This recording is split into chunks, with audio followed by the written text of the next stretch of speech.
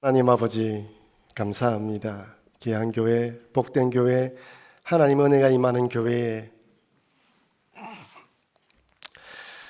사역하게 하시고 또 함께 말씀을 나누게 하심을 감사드립니다.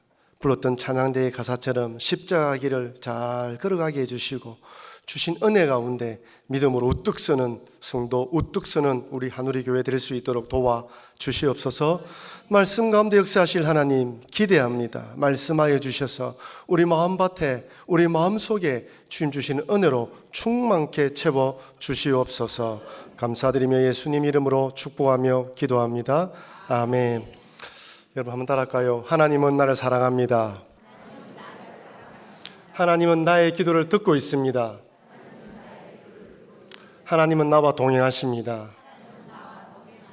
여러분 아멘입니까? 네, 저희 교회는 제가 말씀을 전하기 전에 항상 이렇게 먼저 하나님에 대한 신앙 고백을 합니다.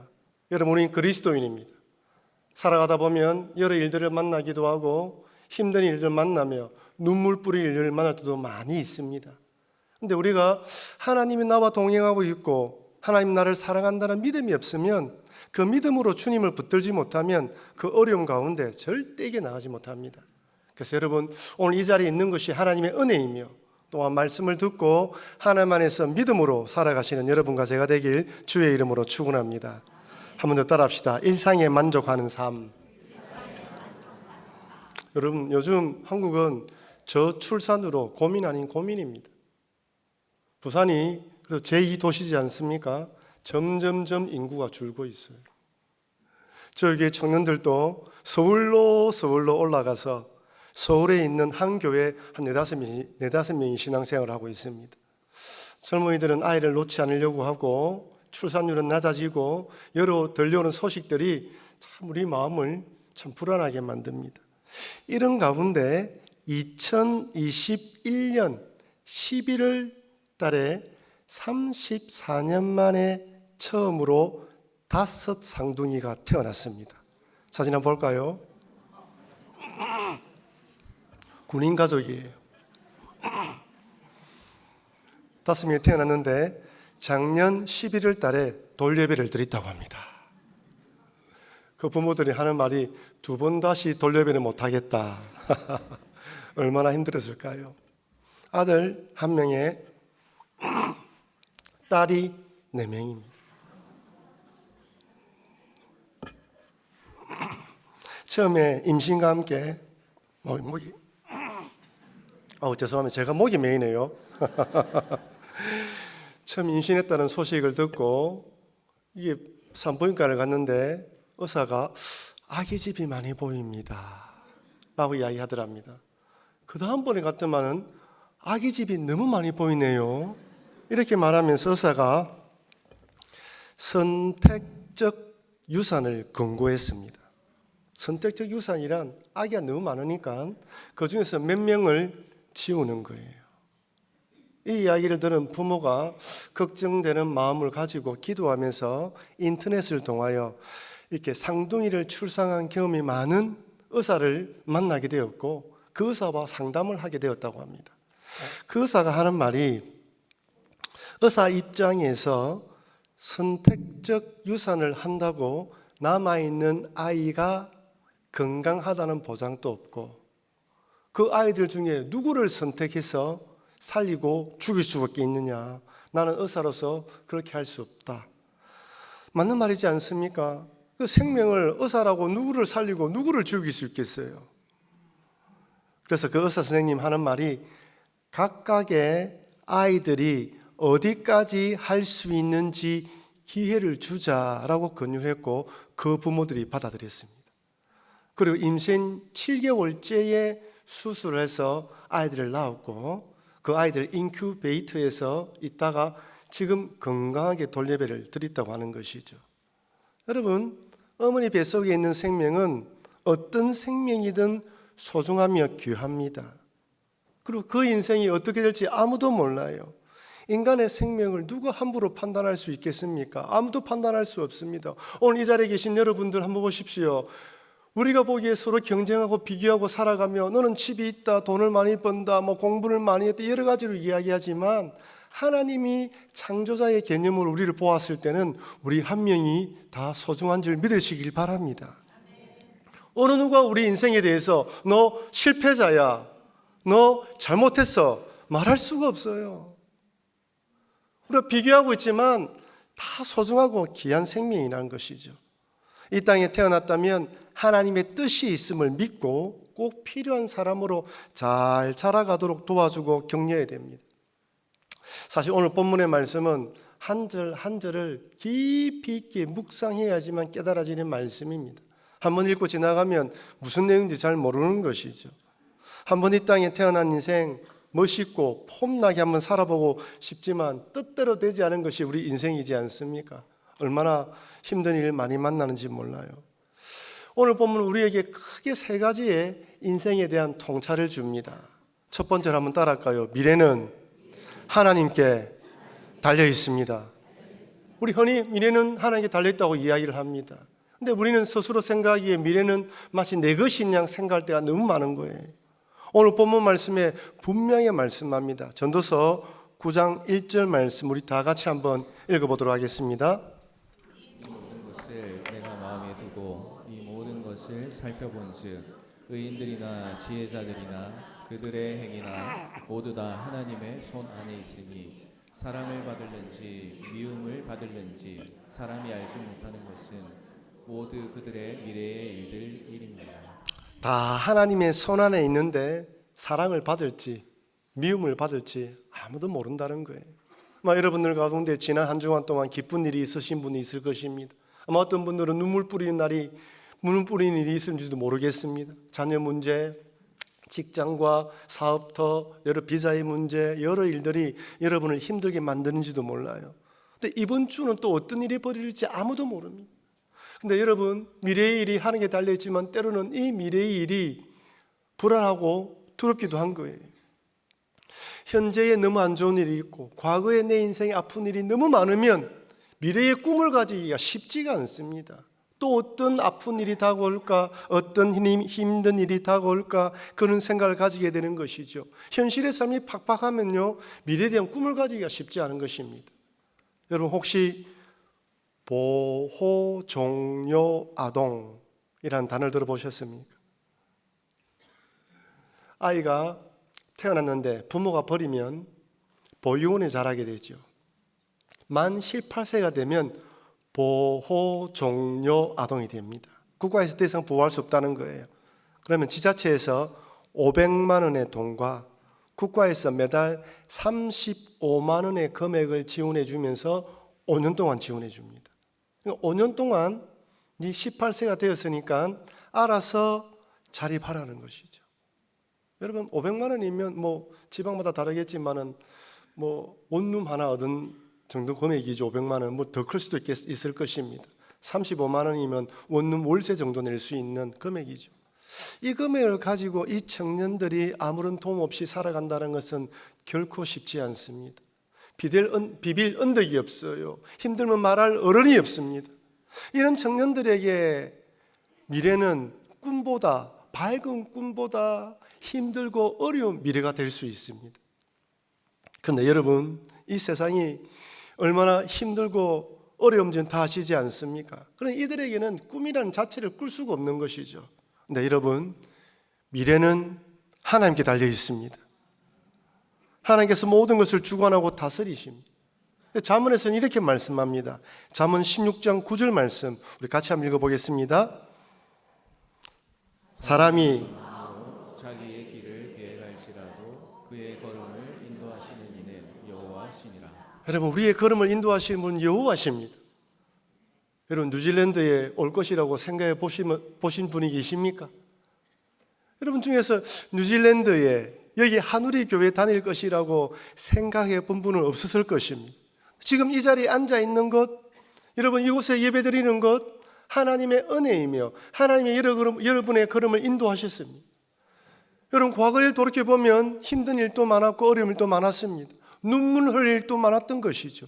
근데 지금 이 자리에 앉아 있다는 것 자체가 하나님께서 여러분들의 걸음을 인도하고 있고 앞으로도 인도할 것이며 우리의 자녀들의 발걸음도 인도하신다는 믿음으로 또한 지켜보는 것입니다. 여러분, 잠언 3장 6절에서는 또 이렇게 말씀합니다. 우리 같이 한번 잠언 3장 6절 말씀을 읽어보도록 하겠습니다. 너는 범사의 그를 인정하라. 그리하면 내 길을 지도하시리라. 야, 여기 지도한다는 말이 우리의 큰 은혜를 줍니다. 지도하십니다. 하나님께 그를 인정하고 그의 말씀을 따르려고 살아가려고 노력하고 그의 말씀 안에서 내가 어디 있는지 바라보고 내 길이 어디쯤 있는지 찾아보려고 하는 자는 하나님께서 반드시 인도해 준다는 거예요. 그렇다고 밤에 자고 있는데 오른쪽으로 가라 이렇게 말씀하지는 않습니다. 누구를 통하여 갑자기 하늘에서 빛이 쫙 비치면서 왼쪽으로 가라 말씀하지는 않아요. 때로는 뿌연 안갯길을 걷는 것처럼 희미하게 길이 보이기도 하지만요, 기도하고 말씀을 듣는 가운데 아마 오늘 말씀을 듣는 가운데에서 내가 가야 할 길이 어디인지, 내가 잘하고 있는지 아마 확인하는 시간이 될 수도 있습니다. 하나님은 하나님 백성들을 말씀 가운데, 기도하는 가운데 뿌연 길처럼 보이지만 또 가야 할 길을 보여주시는 거예요. 그래서 여러분, 하나님은 마땅히 걸어가야 할 길을 인도하신다. 내 욕심과 탐욕의 길이 아니라 하나님의 나라와 의를 구하는 길, 믿음과 신앙의 길, 복된 몸된 교회를 살리며 덕을 세우는 길로 인도하신다는 것을 믿으시길 바랍니다. 물론 때로는요, 그 길이 만사 형통하는 길이 아닐 수가 있어요. 제가 하늘교회에서 보니까 3년 6개월을 사역했더라고요. 그리고 한국을 가서 지금 제가 섬기는 교회를 6년 6개월째 섬기고 있습니다. 담임 목사님 길이 너무 힘들어요. 보통 힘든 길이 아닙니다. 웃는 일만 있는 게 아니에요. 눈물 뿌릴 일도 많아요. 이것이 담임 목사의 길입니까? 여러분도 마찬가지잖아요. 여러분이 가는 길 앞에 만사 형통의 길만에 있는 것은 아닙니다. 눈물 골짜기, 절망의 웅덩이를 건너야 되고요, 실망과 낭망의 일들을 만날 때도 많이 있습니다. 하지만 그때라도 하나님은 우리와 함께 하십니다. 여러분, 다니엘의 세 친구들이 풀무불에 들어갔어요. 풀무불에 들어갔다는 것은 죽었다는 말이죠. 그 안에 하나님이 계셨습니다. 출애굽기를 강의하다가요, 모세가 뜰기나무 가운데에 나오셔서 말씀하시는 하나님을 만났습니다. 왜 불타는 뜰기나무 가운데 하나님 나오셨을까? 무슨 말씀입니까? 불타는 고난 가운데 있는 하나님의 백성들과 나는 함께하고 있다. 모세야, 이제 너를 통하여 이 백성들을 구원하겠다. 여러분, 고난의 현장에도 우리 하나님 함께 하십니다. 여러분이 눈물 뿌리고 있는 그 자리에도 하나님은 여러분의 손을 잡고 있음을 믿으시길 바랍니다. 하나님은 우리 아버지이십니다. 예수님은 주기도문에서 하늘에 계신 우리 아버지여라고 기도하라고 하셨어요. 사도신경에서는 우리는 이렇게 신앙 고백합니다. 나는 전능하사 아버지 하나님 천지의 창조주를 믿습니다. 주님이 아버지라 부르게 하고 우리가 사도신경으로 천지를 창조하신 하나님 아버지를 믿는다고 고백하는 이유는 내 삶의 형편이 어떠하든 하나님은 하나님이시고 나의 아버지라는 고백으로 달려가라는 뜻입니다. 그래서 마태복음 7장 11절에는 이렇게 말씀합니다. 우리 같이 한번 읽어보겠습니다. 너희가 악한 자라도 좋은 것으로 자식에게 줄 알거든 하물며 하늘에 계신 너희 아버지께서 구하는 자에게 좋은 것으로 주시지 않겠느냐. 아멘입니까? 한번 따라합시다. 하나님은 좋은 것을 주십니다. 그 믿음을 가져야 되는 거예요. 그러니 좋은 것을 주실 하나님을 믿고 우리의 미래를 하나님께 맡기시기를 바랍니다. 그 어떤 일이 일어난다 할지라도 모든 것이 내 걸음을 하나님께서 인도하심을 믿고 내 손을 잡고 있음을 믿고 미래의 걸음을 걸어가시는 여러분과 제가 되길 주의 이름으로 축원합니다. 첫 번째는 미래는 하나님께 달려 있습니다. 둘째는요, 한번 따라할까요? 나도 죽습니다. 모든 인생이 죽음으로 끝난다는 것이죠. 저는 목사로서 많은 죽음을 경험했습니다. 너무너무 많은 죽음을 경험했고요. 지금은 여러분 아시는 분은 아시겠지만 제가 섬겼던 교회는 제가 전도사, 강도사, 부목사로 섬겼던 교회 담임으로 갔어요. 그러니까 다 아시는 분들이잖아요. 이전에는 돌아가시는 분들이 제가 알던 분들보다는 그냥 섬겼던 분들의 아버님들이 많았죠. 지금은 저와 함께 신앙생활했던 믿음의 어머니 아버님들이 많이 돌아가십니다. 점점 그 자리가 많이 비워요. 늘 기도하셨던 그 자리가 많이 빕니다. 어떤 분은 제가 부목사 때 암에 걸리셔서 돌아가시려고 이제 생명이 얼마 남지 않았습니다. 목사님이 가셔서 영접 기도를 다 했습니다. 또 제가 한번 기도하게 되었고 그분을 손을 잡고 다 기도를 하는데 그분이 제 손의 이 부분을 꽉 잡으시는데 손자국이 날 정도였어요. 손톱 자국이 날 정도였습니다. 그 눈을 보니까 죽음에 대한 두려움이 가득했어요. 교회 다닌 지 얼마 되지 않은 분이었거든요. 막상 구원 영접을 하고 예수님을 영접하고 기도했지만 그 죽음의 순간이 다가오자 두려웠던 것입니다. 여러분, 오늘 이 자리에 돌아가신다면 정말 천국에 갈 자신 있습니까? 제가요, 한 청년이 자기 아버지가 암에 걸렸어서 돌아가시게 되었는데 청년 목사님에게 교회를 다니지 않는데 영접 기도를 한번 하게 해달라 부탁을 했다고 합니다. 이 목사님이 암담한 거예요. 전혀 모르시는 분이잖아요. 이제 돌아가실 지 얼마 되지 않았는데 병원을 갔다고 합니다. 거의 아버님이 거의 막 다 돌아가시기 일보 직전이에요.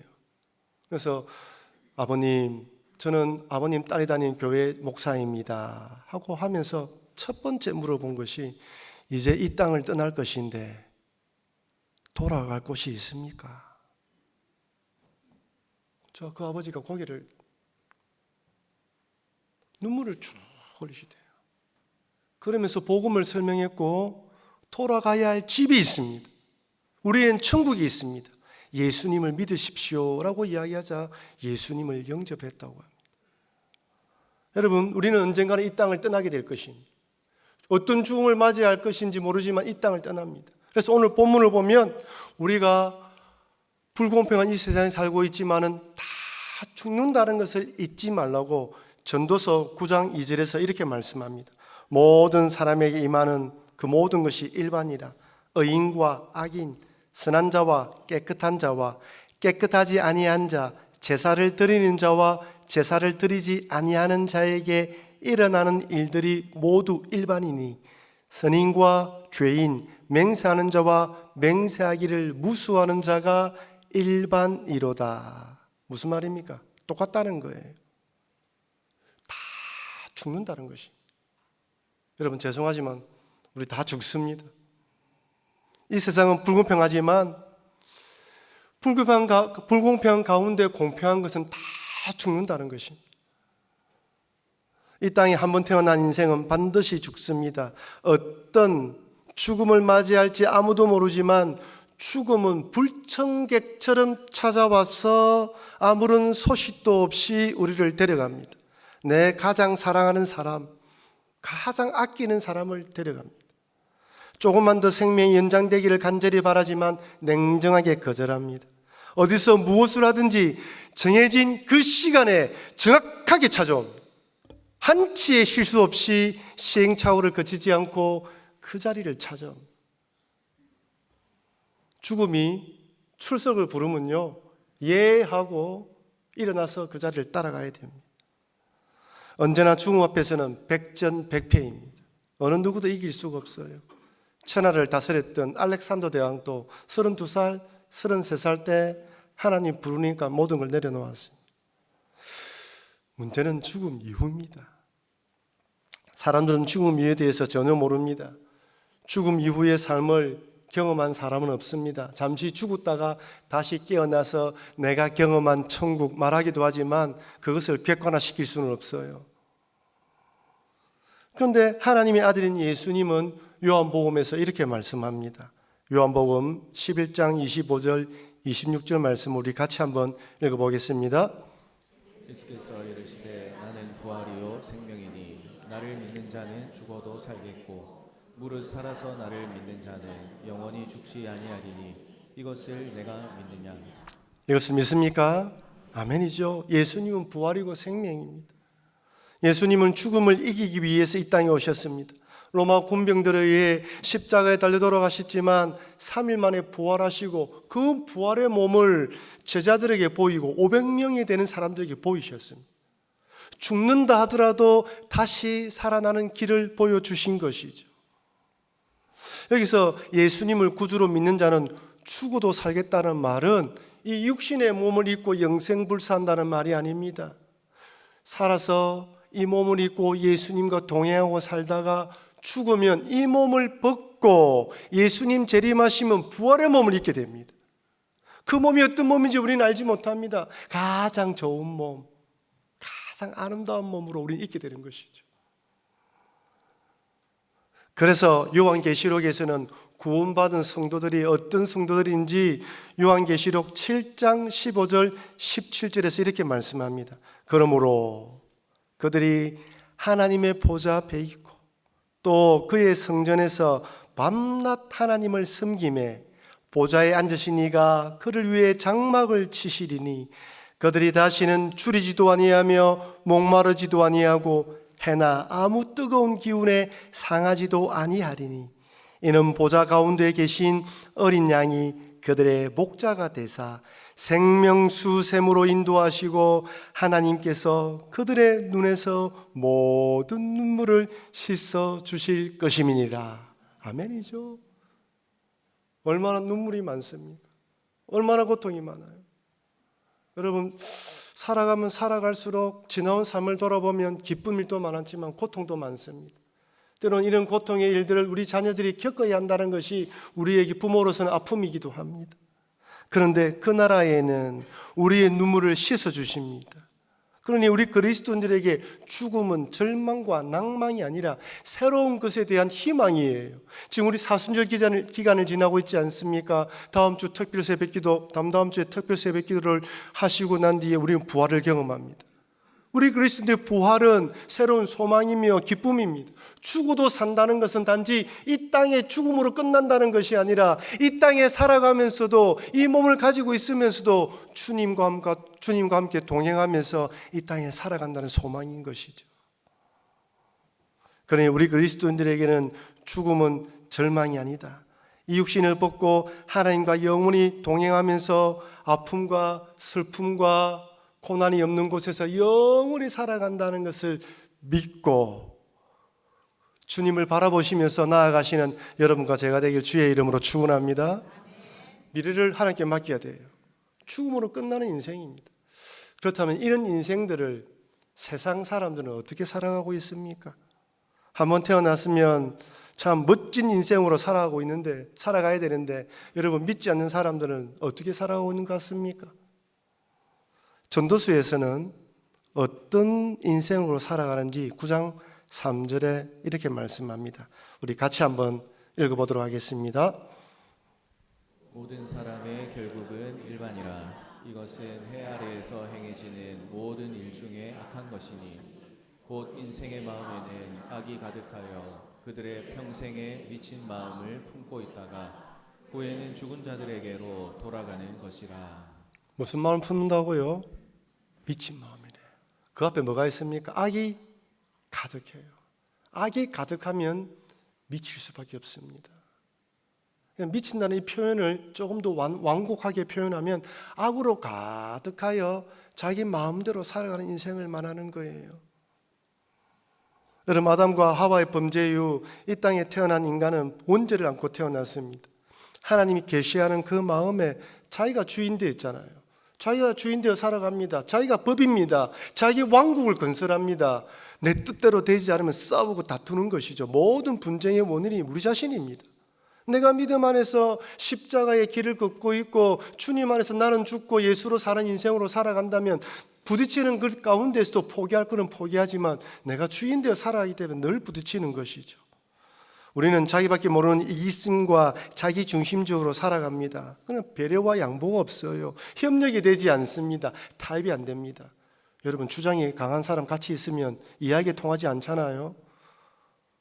거기다가 종교적 심령까지 합쳐지면 감당이 안 돼요. 말이 안 통합니다. 자기 생각이 가장 중요한 것이죠. 그것이 성경은 미친 마음이라는 거예요. 여러분 뉴스를 보면 사람이 미치지 않고에 어떻게 저럴 수가 있느냐. 부모가 자식을 죽이고 자식이 부모를 돈 때문에 죽여요. 아내가 보험금 타려고 남편을 죽이지 않습니까? 들려오는 소식이 너무 흉흉합니다. 미치지 않고서는 어떻게 그럴 수가 있어요? 여러분 돈에 한번 묻히면요 사람을 돈으로 봅니다. 정욕에 한번 미치면요 그 바람 피우는 것이다 라고 이야기해도 사랑이라고 이야기를 해요. 돌아오지는 않습니다. 이런 미친 마음을 품고 세상 사람들은 살아간다는 거예요. 그렇다면 우리 그리스도인들은 어떤 마음을 가지고 살아야 될까? 한번 따라할까요? 일상의 삶에 만족합시다. 가장 기본이죠. 그래서 전도자는 가서 먹고 마시라고 권면합니다. 전도서 9장 7절 말씀 같이 한번 읽어보겠습니다. 너는 가서 기쁨으로 내 음식물을 먹고 즐거운 마음으로 내 포도주를 마실지어다. 이는 하나님이 내가 하는 일들을 벌써 기쁘게 받으셨습니다. 이 말씀 구절이 일상의 삶의 감사라는 것입니다. 물론 우리들은 하나님 나라와 을을 위해 살아가야 합니다. 내 뜻보다 하나님의 뜻, 내 기쁨보다 하나님의 기쁨을 위해 살아가야 합니다. 하지만 일상의 삶 가운데 기쁨을 누리고 즐거움을 누리는 삶도 포기하지 말라는 것이죠. 이것이 가장 기본이 된다는 것입니다. 사랑하는 사람들과 함께 교제를 나누고 먹고 마시고 즐거움을 누리는 것들을 포기하지 말라는 것입니다. 아니 하나님은 그 가운데 기쁨을 주셨어요. 여러분 죄송하지만 하나님은 여러분 가정에 여러분 배우자가 여러분 자녀가 가장 좋은 사람들로 여러분에게 주었습니다. 아멘이 없네. 우리는 일상의 삶에 잘 감사하지 못해요. 사고가 나서 병원에 누워 있거나 수술받아서 병원에 누워서 내 몸으로 내 혼자 힘으로 화장실을 가지 못하면 그제서야 걸어 다니는 것이 감사하다고 느끼게 됩니다. 저는 저희 교회와 저희 교회 사택이 한 200m, 300m 떨어져 있습니다. 멀지 않아요. 늘 걸어서 출퇴근합니다. 그 중간에 학교도 있고 자그마한 상가도 있습니다. 제가 아파트에서 나와서 걸어가다 보면 한 미용실을 이렇게 지나가게 됩니다. 그 미용실은 늘 커튼이 열려 있고 사람들로 분주합니다. 어느 날 가보니까 커튼이 쳐져 있고 종이가 한 장 붙어 있어요.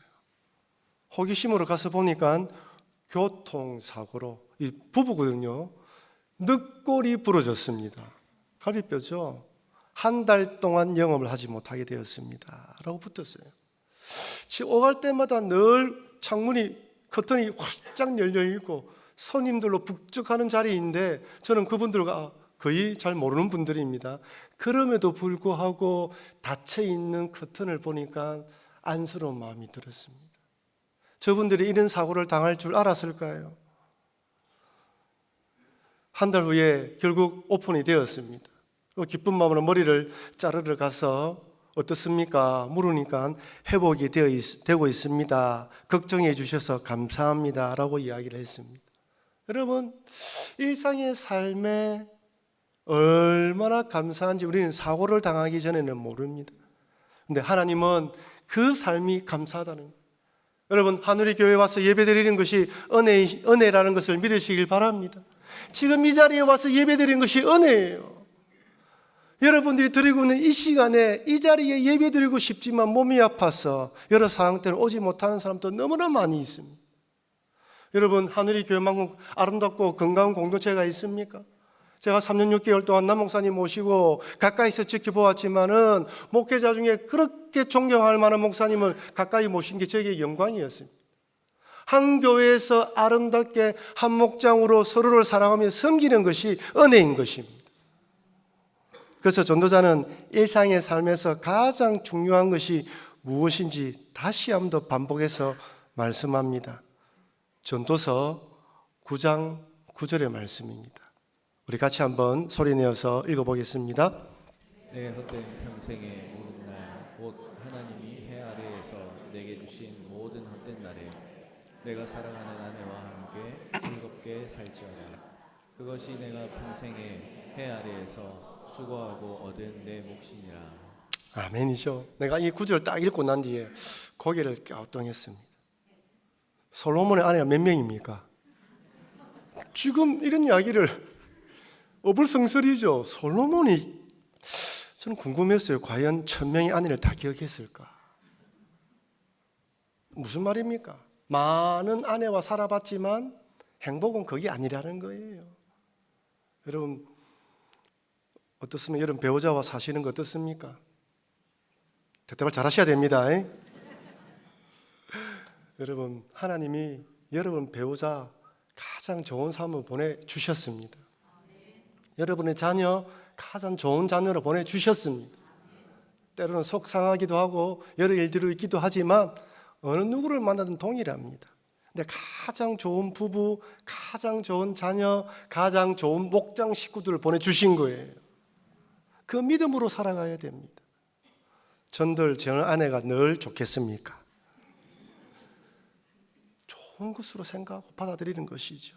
여기서 말하는 내 아내와 즐겁게 살라는 말은 단지 배우자를 말하는 것이 아닙니다. 내 주변에 있는 일상의 친구들, 함께 신앙생활 믿음의 공동체들, 목장 식구들, 교회 오면 인사하는 좋은 친구들, 그 모든 것들이 하나님이 주신 복이기 때문에 그들과 함께 즐거운 마음으로 살아가라는 것입니다. 옆에 계신 분들에게 당신 때문에 내가 삽니다 인사합시다. 아멘이죠? 아멘입니다, 여러분. 그래, 오늘 저녁에는 식사하시면서 아내와 자녀들 목장 모임 하시게 되면 하나님의 은혜로 우리가 살아갑니다 라고 고백하면서 하루를 마감하시기를 바랍니다. 라인홀드 리버의 평안을 위한 기도문 잘 아시죠? 여러 번역본이 있지만 저는 이 번역본을 한번 같이 읽어보려고 합니다. 제가 읽어드리겠습니다. 바꿀 수 없는 것은 받아들이는 평온을, 바꿀 수 있는 것은 바꾸는 용기를, 또한 그 차이를 구별하는 지혜를 주옵소서. 하루하루 살게 하시고 순간순간 누리게 하시며 고통을 평화에 이르는 길로 받아들이게 하옵시고 죄로 물든 세상을 내 원대로가 아니라 예수님처럼 있는 그대로 받아들이게 하옵시며 당신의 뜻에 순종할 때 당신께서 모든 것을 바로 세우실 것을 믿게 하셔서 이 땅에서는 사리에 맞는 행복을, 천국에서는 다함이 없는 행복을 영원히 누리게 하옵소서. 사랑하는 하늘교회 성도 여러분, 우리는 한치의 미래를 내다볼 수 없고 그저 현재의 시간만 살아가는 인생입니다. 때로는 미래가 불안하고 두려울 때도 있습니다. 하지만 미래는 하나님께 속계시며 우리가 믿는 하나님은 좋은 아버지로서 언제든지 좋은 것을 주신다는 것을 잊지 마시기를 바랍니다. 때로는 눈물의 골짜기, 우울하고 아프고 힘든 고통의 시간을 보낸다 할지라도 그 가운데서도 하나님이 내 손을 잡고 있다는 믿음을 가지시고 믿음의 길을 걸어가시기를 바랍니다. 한번 태어난 인생은 반드시 죽습니다. 젊음도 한순간입니다. 죽음으로 끝나는 인생이지만 우리의 죽음은 끝이 아니라 영생으로 연결되어 하나님과 영생을 누리는 복된 인생이라는 걸 잊지 마시고 두려워하지 마시고 믿음으로 주님을 바라보시기를 바랍니다. 아울러 또한 세상 사람들은 미친 마음을 품고 살아가지만 우리들은 일상의 삶 가운데 하나님께 주신 배우자, 자녀, 믿음의 귀한 친구, 믿음의 귀한 동지들과 함께 주님 오실 때까지 아름다운 공동체에서 믿음의 신앙생활을 해나가시는 여러분과 제가 되길 주의 이름으로 축원합니다. 기도하도록 하겠습니다. 사랑하는 하나님 아버지, 오늘 말씀을 통하여 우리가 어떤 존재이며 어떤 마음으로 살아가는지 배웠습니다. 하나님, 알 수 없는 미래 가운데 좋은 아버지가 함께 하신다는 것을 믿고 믿음으로 걸어가게 해주시고 또 하나님이 죽음으로 끝나는 인생, 헛된 인생 가운데에서도 영생과 연결되어 있는 복된 인생을 잊지 않으며 일상의 삶 가운데 감사하며 사랑하며 믿음으로 섬기며 나아가는 우리 사랑하는 하늘이 공동체 되게 도와 주시옵소서. 하나님 주신 귀한 공동체가 더욱더 아름답게 성장할 수 있도록 도와 주시옵소서. 감사드리며 모든 말씀 예수님 이름으로 축복하며 기도합니다. 아멘.